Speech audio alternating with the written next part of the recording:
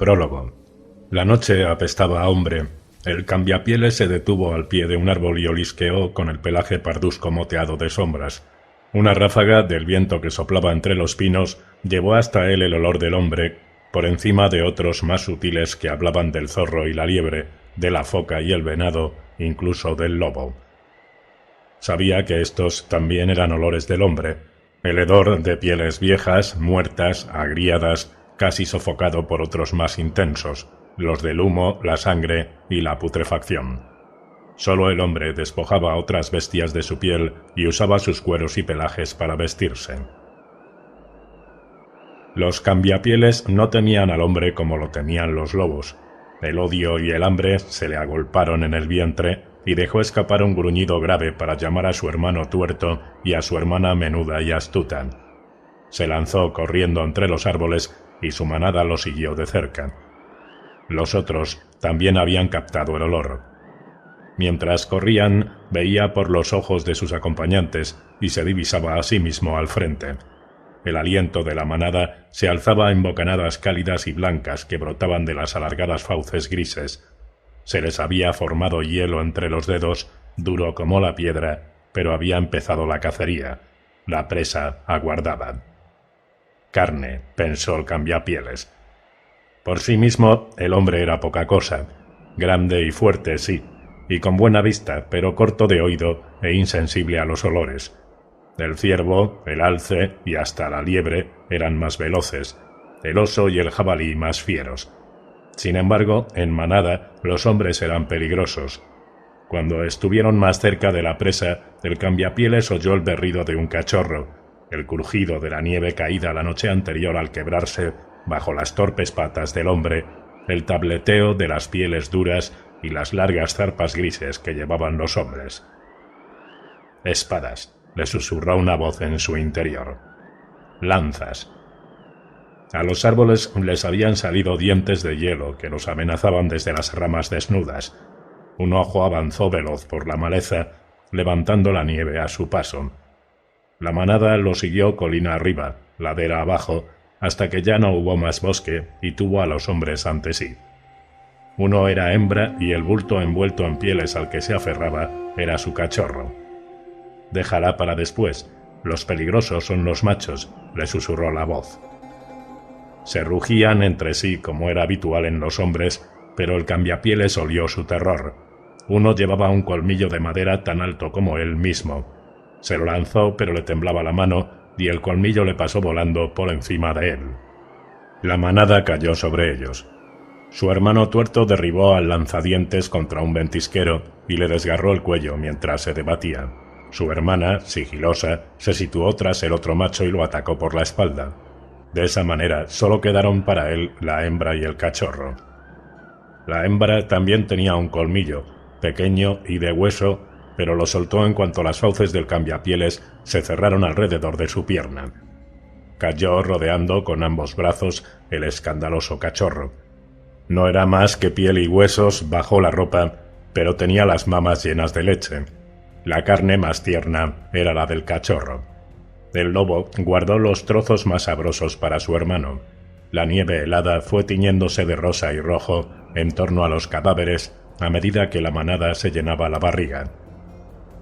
A leguas de allí, en una choza de adobe y hierba seca, sin paredes interiores, con suelo de tierra batida y techo de paja con un agujero para el humo, Varamir se estremeció, tosió y se humedeció los labios.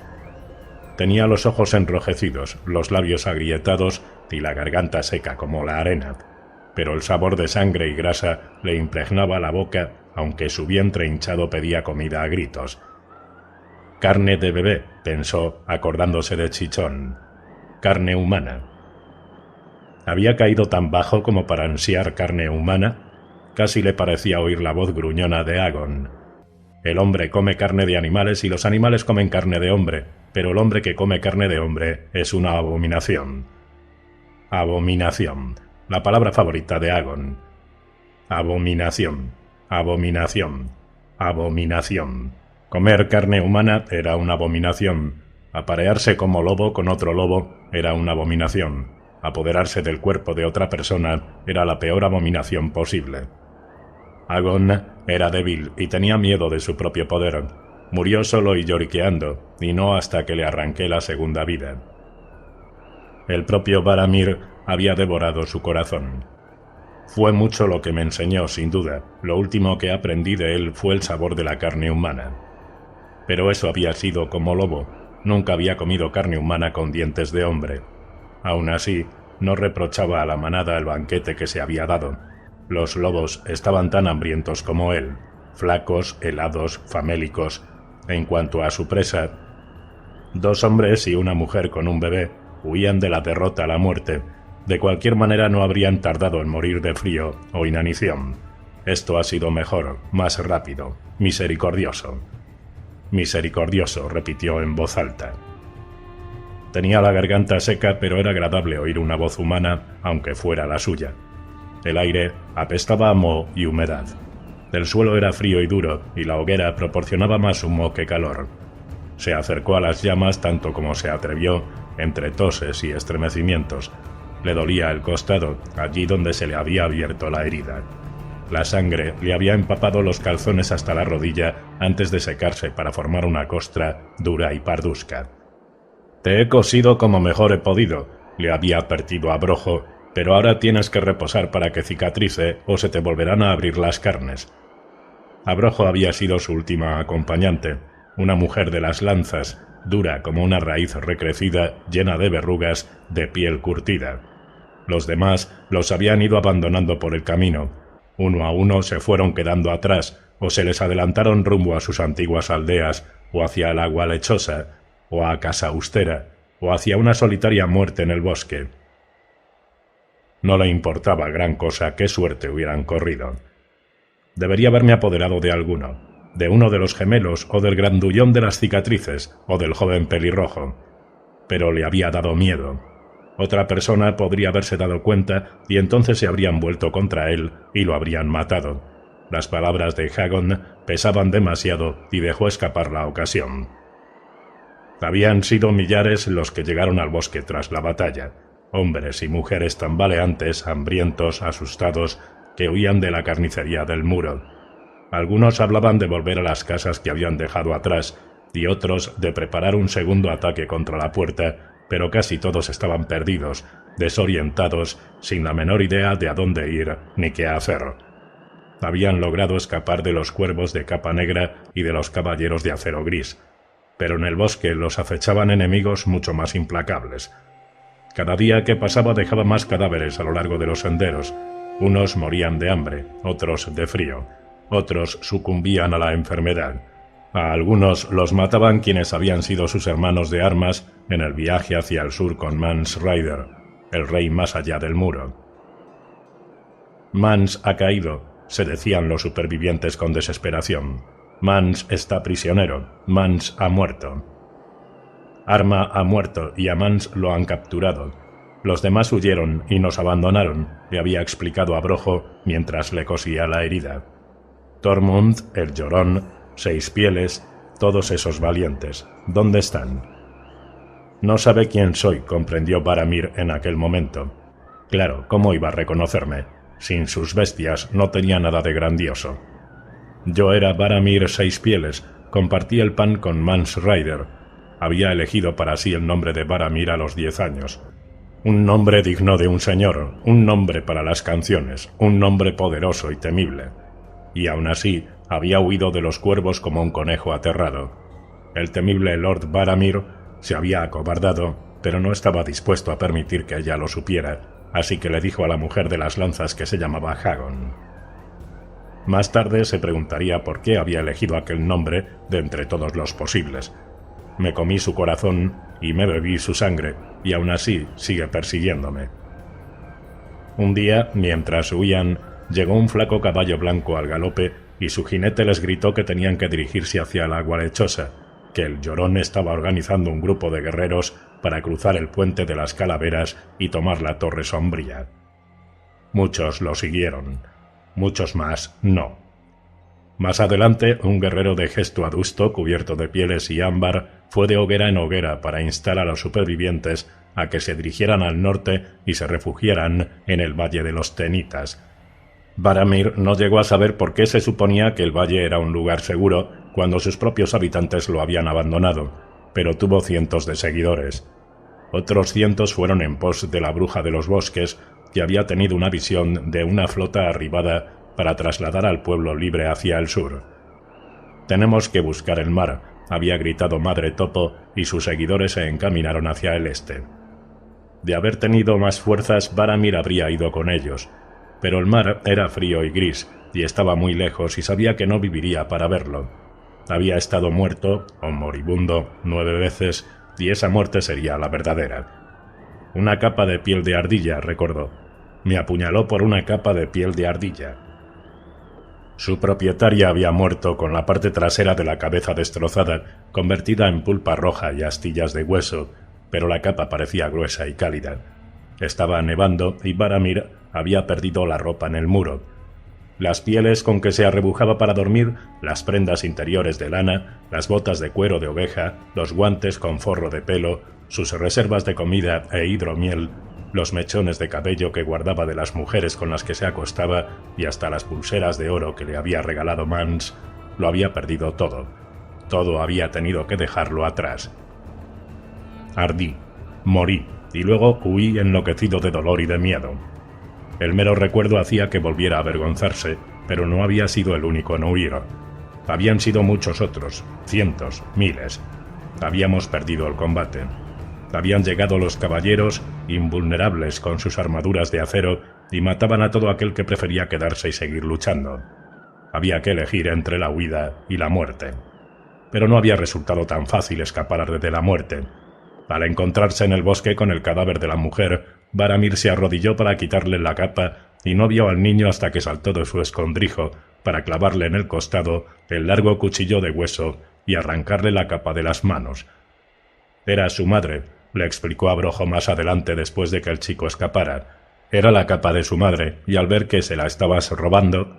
«Estaba muerta», replicó Varamir. Entrecerró los ojos cuando la aguja de hueso le perforó la carne. Le habían machacado la cabeza. Debió ser cosa de un cuervo. No fue ningún cuervo, fueron unos pies de cuerno, que lo vi yo. Tiró de la aguja para cerrarle el tajo del costado. Son unos salvajes. ¿Quién va a doblegarlos ahora? Nadie. Si Mans ha muerto, el pueblo libre está perdido. Los tenitas, los gigantes, los pies de cuerno, los moradores de las cuevas con sus dientes afilados, los hombres de la orilla oeste con sus carros de hueso, todos estaban perdidos, hasta los cuervos. Tal vez aquellos cabrones de capa negra no lo supieran aún, pero morirían igual que los demás. El enemigo estaba cada vez más cerca. La voz rasposa de Hagon volvió a resonar en su mente.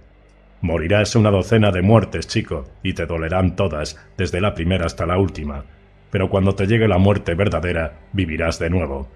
Tengo entendido que la segunda vida es más sencilla, más grata». Varamir Seispieles no tardaría en comprobarlo personalmente. Notaba el sabor de la muerte verdadera en el humo acre que impregnaba el aire. La sentía en la calidez que palpaban sus dedos cuando se introducía una mano bajo la ropa para tocarse la herida. Además, tenía el frío dentro, un frío implacable que se le había metido en los huesos. En esa ocasión iba a matarlo el frío. Su última muerte la había causado el fuego. Ardí. Al principio, confuso, creyó que un arquero del muro le había acertado con una flecha llameante, pero el fuego ya estaba en su interior, consumiéndolo desde dentro. Y el dolor... Ya había muerto 9 veces.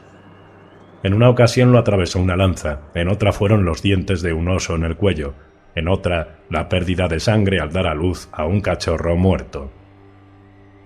La primera muerte le sobrevino con solo 6 años, cuando su padre le destrozó el cráneo con un hacha, pero ni aquello había sido tan atroz como el fuego en las entrañas, chisporroteándole en las alas, devorándolo. Trató de huir volando, pero el pánico avivó las llamas, que ardieron con más virulencia. Un momento atrás estaba muy por encima del muro, controlando los movimientos de los hombres del suelo con sus ojos de águila. De repente, las llamas le transformaron el corazón en cenizas ennegrecidas y le devolvieron el espíritu a su propia piel entre aullidos. Llegó a perder la razón durante un rato. El mero recuerdo lo hacía estremecer. Fue entonces cuando advirtió que se había apagado la hoguera. Solo quedaban unos restos carbonizados de madera con unas pocas ascuas entre las cenizas. Aún sale humo, solo falta leña. Apretando los dientes para contener el dolor, se arrastró hasta el montón de ramas rotas que había juntado Abrojo antes de irse a cazar y echó unos palos a las cenizas. «Prende», graznó. «Arde, arde». Sopló sobre las brasas al tiempo que elevaba una plegaria muda a los dioses sin nombre del bosque, la colina y el campo. Los dioses no respondieron. Poco más tarde el humo también desapareció. La choza estaba enfriándose por momentos. Varamir no tenía yesca, pedernal ni incendaja. Le resultaría imposible volver a encender la hoguera. «Abrojo», llamó con la voz ronca, quebrada por el dolor. «Abrojo». Era una mujer de barbilla puntiaguda y nariz aplastada, con un enorme lunar en la mejilla, del que crecían 4 cerdas negras. Era un rostro feo, hosco, pero en aquel momento habría dado cualquier cosa por verlo asomar por la puerta de la choza. Tendría que haberme apoderado de ella antes de que se marchara. ¿Cuánto hacía que se había ido? ¿2 días? ¿3? No lo sabía a ciencia cierta. Dentro de la choza reinaba la oscuridad y se había dejado llevar por el sueño en más de una ocasión, de modo que no podía estar seguro de si era de día o de noche. «Espera aquí», le había dicho la mujer, «voy a buscar comida». Así que se había quedado esperando como un imbécil, soñando con Hagon, con Chichón y con todas las cosas malas que había hecho en su ya larga vida, pero habían pasado días y noches sin que Abrojo regresara. «¿No va a volver?», se preguntó si no lo habría traicionado. Tal vez supiera qué pensaba con solo mirarlo, o quizá él hubiera hablado en sus sueños febriles. «Abominación», oyó decir a Hagon. Era casi como si estuviera allí, en la choza, con él. «No es nada más que una mujer de las lanzas, y fea para más señas», replicó. «No soy un gran hombre, soy Varamir, el cambiapieles. No es justo que ella viva y yo tenga que morir». Nadie respondió, puesto que no había nadie. Abrojo se había ido. Lo había abandonado como todos los demás. Hasta su propia madre lo había abandonado. Lloró por Chichón, pero no por mí. La mañana en que su padre lo sacó de la cama para entregarlo a Hagon, su madre no quiso ni mirarlo. El niño chilló y pataleó mientras su padre lo arrastraba por el bosque hasta que lo abofeteó y le dijo que se callara. «Tu sitio está entre los de tu calaña», fue lo único que le dijo antes de soltarlo a los pies de Hagon. Y era verdad, pensó tiritando. Hagon me enseñó mucho, mucho. Me enseñó a cazar y pescar, a despiezar un animal muerto, a quitar las espinas del pescado y a orientarme en el bosque. Me enseñó las costumbres y secretos de los cambiapieles, aunque mi don era mucho más fuerte que el suyo.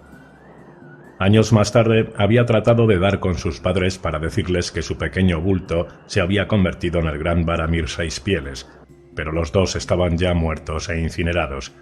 Ya formaban parte de los árboles y los arroyos, de las rocas y la tierra, polvo y cenizas. Eso era lo que le había dicho la bruja de los bosques a su madre el día de la muerte de Chichón. Bulto no quería convertirse en un puñado de tierra. El niño soñaba con el día en el que los bardos cantarían sus hazañas y las mujeres hermosas lo cubrirían de besos. «Cuando me haga mayor seré el rey más allá del muro», se había prometido. No llegó a tanto, pero estuvo cerca. Los hombres temían el nombre de Varamir Seis Pieles. Acudía a la batalla a lomos de una osa de las nieves de casi 5 varas de altura, seguido por 3 lobos y un gato sombra, y se sentaba a la derecha de Mans Rider. Por culpa de Mans estoy aquí. No debería haberle hecho caso. Debería haberme metido en mi osa para despedazarlo. Hasta la llegada de Mans, Varamir Seis Pieles era un señor, en cierto modo. Vivía solo, servido por sus bestias, en la cabaña de barro, musgo y troncos que había pertenecido a Hagon. Cobraba tributo en pan, sal y sidra a una docena de aldeas que también le proporcionaban frutas y verduras de sus huertos. La carne se la procuraba él. Cada vez que deseaba a una mujer, enviaba a su gato sombra a acecharla y la muchacha en la que hubiera puesto el ojo lo seguía dócilmente a la cama. Alguna que otra llegaba llorando, sí, pero llegaba. Varamir les daba sus semillas, se quedaba con un mechón de su pelo para recordarlas y las mandaba de regreso a casa. De cuando en cuando un héroe de pueblo se le acercaba a lanza en ristre con intención de acabar con la bestia y salvar a una hermana, una amante o una hija. A esos los mataba, pero a las mujeres nunca les hizo daño, Incluso bendijo con hijos a más de una. Mocosos, críos menudos y flacos como bulto, ninguno de ellos tenía el don. El miedo hizo que se pusiera en pie, tambaleante.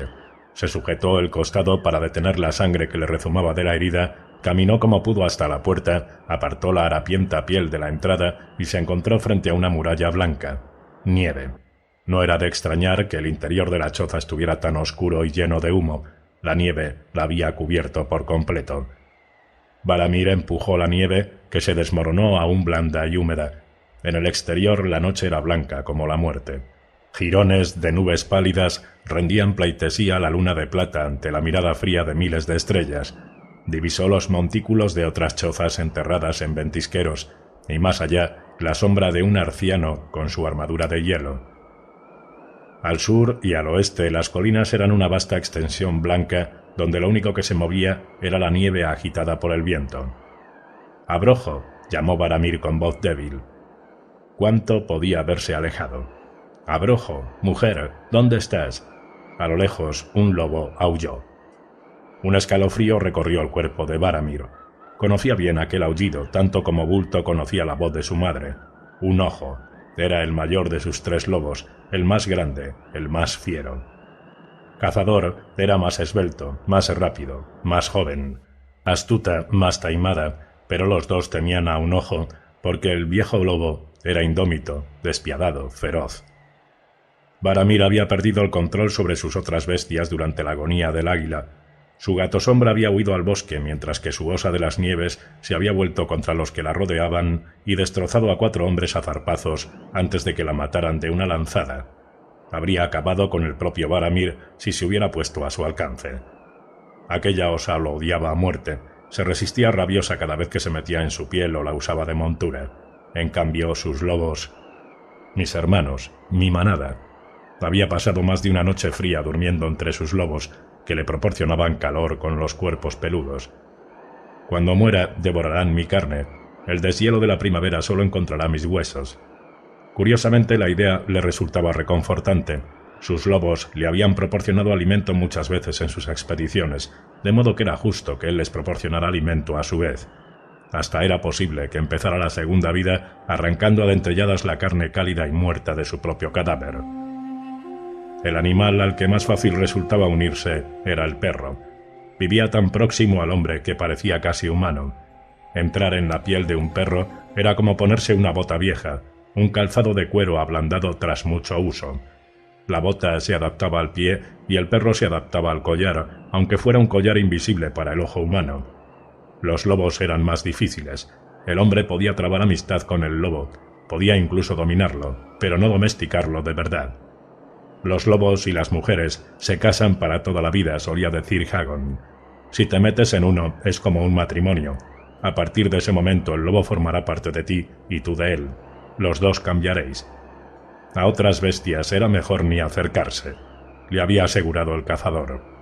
El gato era vanidoso y cruel y se volvía contra el cambiapieles a la menor ocasión. El alce y el venado eran presas. Hasta el hombre más valiente se volvía cobarde si pasaba demasiado tiempo en su piel. Hagon tampoco era partidario de osos, jabalíes, tejones ni comadrejas. Hay pieles que no te conviene usar, chico. Te convertirías en algo que no te gustaría. Por lo visto, las aves eran lo peor. El hombre no ha nacido para despegarse de la tierra. Si se pasa mucho tiempo en las nubes, ya no quiere volver a bajar. He conocido a cambiapieles que probaron halcones, búhos o cuervos y luego incluso con sus propios cuerpos se quedaron sentados, embobados, mirando al puto cielo. Pero no todos los cambiapieles eran de la misma opinión. En cierta ocasión, cuando Bulto tenía 10 años, Hagon lo llevó a una reunión de gente como ellos y similares. Los hermanos del lobo eran los más numerosos, pero los otros le parecieron más extraños y fascinantes. Borrock se parecía tanto a su jabalí que solo le faltaban los colmillos. Orel tenía su águila, Briar su gato sombra. En cuanto le puso la vista encima, Bulto supo que él también quería un gato sombra. Además estaba Grisela, la mujer cabra. Pero ninguno era tan fuerte como Varamir Seispieles. Ni siquiera Hagon, tan alto y sombrío con manos duras como la piedra. El cazador murió en 3 sollozos después de que Varamir le arrebatara a Piel Gris y lo echara de su piel para apoderarse de la bestia. No tendrás una segunda vida, viejo. En aquellos tiempos se hacía llamar Varamir Tres Pieles. Con piel gris eran 4, aunque era un lobo decrépito, frágil y casi desdentado que no tardó en seguir los pasos de Hagon. Varamir podía apoderarse de cualquier bestia y doblegarla a su voluntad, apropiarse de su carne. Perro, lobo, oso, tejón. Abrojo, pensó. Según Hagon, era una abominación y el peor de los pecados, pero Hagon estaba muerto, devorado e incinerado. Mans también lo habría maldecido, pero estaba muerto o prisionero. Nadie lo sabrá nunca. Seré Abrojo, la mujer de las lanzas. Varamir Seis Pieles habrá muerto. Daba por sentado que su don perecería con aquel cuerpo, que perdería sus lobos y viviría el resto de sus días con la forma de una mujer flaca y llena de verrugas, pero viviría. Eso si vuelve. Eso si tengo fuerzas para apoderarme de ella. Una oleada de debilidad le recorrió el cuerpo.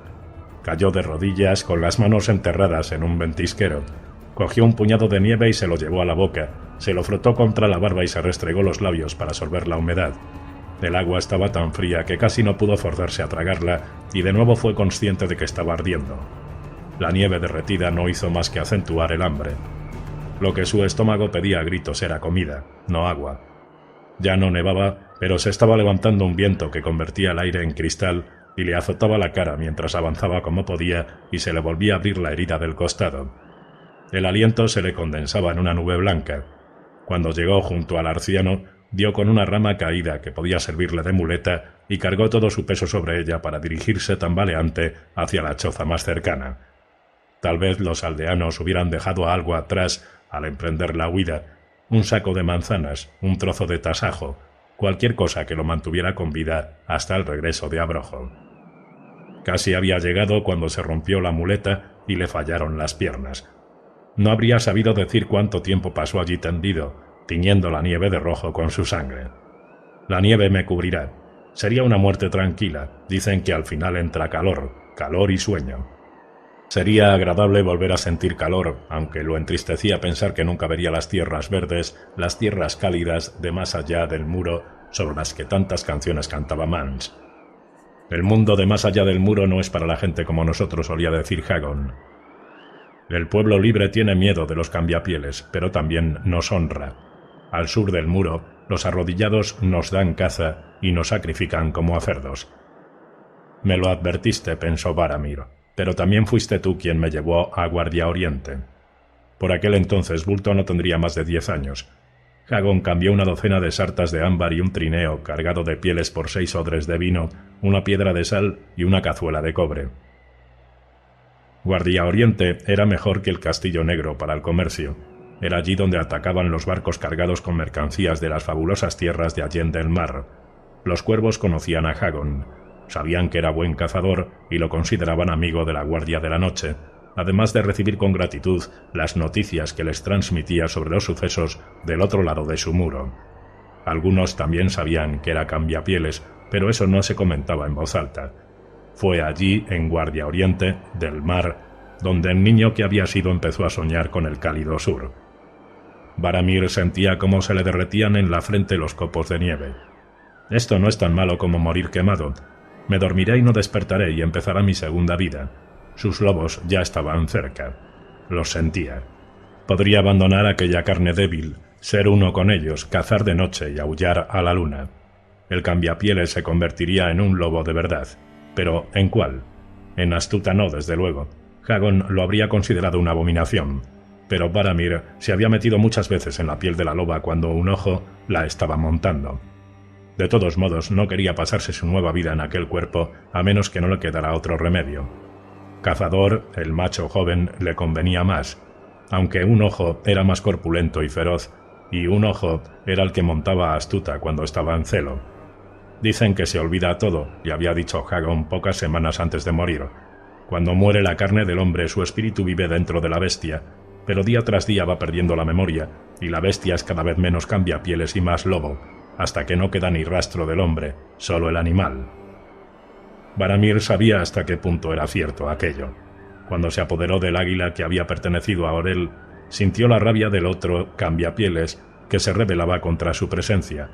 A Orell lo había matado John Nieve, el cuervo cambiacapas, y el odio hacia su asesino era tan brutal que el propio Varamir odió también al chico bestia. Supo que era Nieve en cuanto vio al gran guargo blanco que caminaba en silencio junto a él. Los cambiapieles siempre se reconocían entre sí. Mans tendría que haber dejado que me adueñara del guargo. Esa sí que habría sido una segunda vida digna de un rey. Y no le cabía duda de que habría podido. El don era fuerte en Nieve, pero no había recibido entrenamiento y aún se debatía contra su naturaleza en lugar de enorgullecerse de ella. Varamir veía los ojos rojos del arciano que lo miraban desde el tronco blanco. «Los dioses me están juzgando», sintió un escalofrío. Había hecho cosas malas, cosas horribles. Había robado, había matado, había violado. Había comido carne humana y había lamido la sangre de los moribundos mientras les manaba roja y caliente de la yugular desgarrada. Había acechado a sus enemigos por el bosque y había caído sobre ellos mientras dormían para arrancarles las entrañas a zarpazos y esparcirlas por el barro, y lo deliciosa que era su carne. «Lo hizo la bestia, no yo», dijo en un susurro ronco. «Ese fue el don que me disteis». Los dioses no respondieron. Su aliento se condensaba blanquecino y nebuloso y sintió cómo se le formaban carámbanos en la barba. Varamir Seispieles cerró los ojos. Soñó un sueño antiguo, un sueño en el que aparecían una cabaña junto al mar, 3 perros gimoteantes y las lágrimas de una mujer. Era por Chichón. Lloraba por Chichón. Por mí no lloró nunca. Bulto había nacido un mes antes de lo debido y era tan enfermizo que nadie creía que fuera a sobrevivir. Su madre esperó hasta que tuvo casi 4 años para ponerle un nombre de verdad, y entonces ya era demasiado tarde.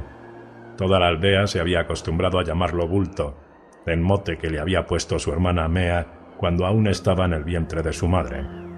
Mea también le había puesto el mote a Chichón, pero el hermanito de Bulto nació a término y llegó al mundo grande, rosado, robusto, mamando con glotonería de la teta de su madre, que iba a ponerle el nombre de su progenitor. Pero Chichón murió. Murió cuando yo tenía 6 años y él 2, 3 días antes del día de su nombre.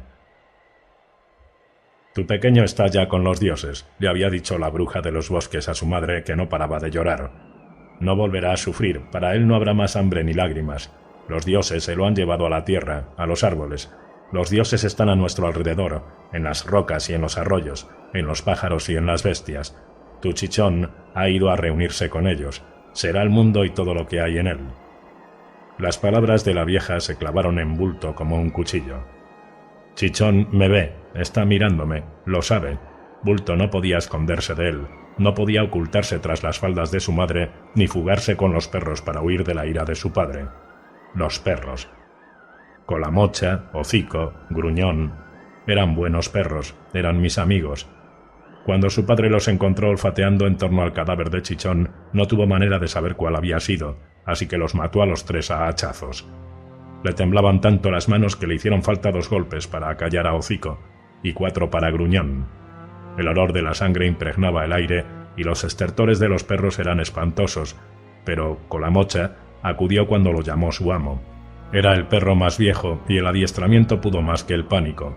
Cuando Bulto se metió en su piel ya era demasiado tarde. «No, padre, por favor», trató de decir. Pero los perros no hablan la lengua de los hombres, de modo que lo único que emitió fue un gemido lastimero. El hacha acertó al viejo perro en pleno cráneo y dentro de la cabaña el niño lanzó un alarido. Así fue como se enteraron. 2 días después su padre se lo llevó al bosque a rastras. Portaba el hacha consigo, así que Bulto pensó que tenía intención de acabar con él, del mismo modo que había acabado con los perros, pero lo que hizo fue entregárselo a Hagon. Varamir se despertó de repente, sobresaltado, tembloroso. «Levántate», le gritaba una voz, «levántate, tenemos que marcharnos, vienen, son cientos». La nieve lo había cubierto con un espeso manto blanco. Hacía tanto frío. Intentó moverse y se dio cuenta de que la mano se le había quedado pegada al suelo. Se arrancó un buen trozo de piel al despegarla. «Que te levantes», le gritó de nuevo la mujer. «Ya vienen». Abrojo había regresado, lo tenía agarrado por los hombros y lo sacudía al tiempo que le gritaba a la cara. Varamir olió su aliento y sintió su calidez contra las mejillas entumecidas por el frío. «Ahora», pensó, «hazlo ahora o muere». Reunió las fuerzas que le quedaban, salió de su piel y se introdujo violentamente en la de Abrojo, que arqueó la espalda y gritó. Abominación. ¿De quién era el pensamiento? ¿De Abrojo, de Varamir, de Hagon? No tenía manera de saberlo. Su viejo cuerpo cayó en la nieve cuando los dedos de la mujer lo soltaron. La mujer de las lanzas se retorció con violencia y chilló. Su gato sombra también lo rechazaba con fiereza al principio, y la osa de las nieves había pasado un tiempo enloquecida, lanzando zarpazos a los árboles, a las rocas, al aire. Pero aquello era mucho peor. «¡Sal de mí! ¡Sal de mí!», oyó gritar a su propia boca. El cuerpo de la mujer se tambaleaba, caía y volvía a levantarse. Agitaba las manos y las piernas en movimientos compulsivos, como en un baile grotesco, mientras los dos espíritus luchaban por la misma carne. Inhaló una bocanada de aire gélido y Varamir vivió un instante de gloria en su sabor, en la fuerza de aquel cuerpo joven, hasta que los dientes de Abrojo se cerraron con fuerza y la boca se le llenó de sangre. Se llevó las manos a la cara. Él trató de bajarlas, pero aquellas manos, resistiéndose a obedecerlo, le arrancaron los ojos. «Abominación», recordó mientras se ahogaba en sangre, dolor y locura. Cuando Varamir intentó gritar, Abrojo escupió la lengua que habían compartido. El mundo blanco se volvió del revés y se desmoronó. Durante un momento fue como si estuviera dentro del arciano y a través de los ojos rojos tallados en la madera contemplase al hombre que agonizaba en el suelo y a la demente que bailaba ciega y ensangrentada bajo la luna, llorando lágrimas rojas y arrancándose la ropa. Pronto ambos desaparecieron y él se elevó, se fundió, su espíritu cabalgó a lomos de una ráfaga de viento frío. Estaba en la nieve y en las nubes, era un gorrión, una ardilla, un roble. Un búho real volaba sigiloso entre los árboles en pos de una liebre. Varamir estaba dentro del búho, dentro de la liebre, dentro de los árboles. Bajo la tierra helada, las lombrices cavaban sus túneles a ciegas y también estaba en ellas. «Soy el bosque y todo lo que hay en él», pensó exultante. Un centenar de grajos levantaron el vuelo entre graznidos al sentir su paso. Un gran alce berreó, inquietando a los niños que se aferraban a su lomo. Un huargo que dormía levantó la cabeza para gruñir a la nada. Antes de que volvieran a latirle los corazones, ya había pasado de largo en busca de los suyos, en busca de un ojo, astuta y cazador, su manada. Sus lobos lo salvarían, se dijo. Aquel fue su último pensamiento humano. La muerte verdadera llegó de repente. Sintió un golpe frío como si se hubiera zambullido de súbito en las aguas de un lago helado, y lo siguiente que supo fue que corría por la nieve bajo la luna, seguido de cerca por sus compañeros de manada. La mitad del mundo era negrura. Un ojo, pensó. Aulló, y astuta y cazador aullaron con él. Cuando llegaron a una cima, los lobos se detuvieron. Abrojo, recordó. Una parte de él lamentaba lo que había perdido y otra parte lo que había hecho. Abajo, el mundo se había transformado en hielo. Las lenguas de escarcha reptaban y se unían subiendo por el tronco del arciano. La aldea desierta ya no estaba desierta. Sombras de ojos azules vagaban entre los ventisqueros. Unas vestían de marrón, otras de negro, otras iban desnudas y mostraban una carne blanca como la nieve. El viento suspiraba entre las colinas y transportaba su olor hasta los lobos, olor de carne muerta, de sangre seca, de pieles que hedían a moho, putrefacción y orina. Astuta lanzó un gruñido y enseñó los dientes con el lomo erizado. «No, hombres, no presa, estos no».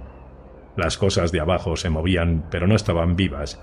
Una a una fueron alzando la cabeza hacia los tres lobos de la colina. La última en mirar fue la cosa que había sido Abrojo. Vestía prendas de lana, piel y cuero, y sobre ellas una capa de escarcha que crujía cuando se movía y brillaba a la luz de la luna. De las yemas de sus dedos colgaban carámbanos rosados, 10 largos cuchillos de sangre helada, y en las cuencas insondables, donde habían estado sus ojos, brillaba una luz azulada que confería a sus rasgos vastos una belleza escalofriante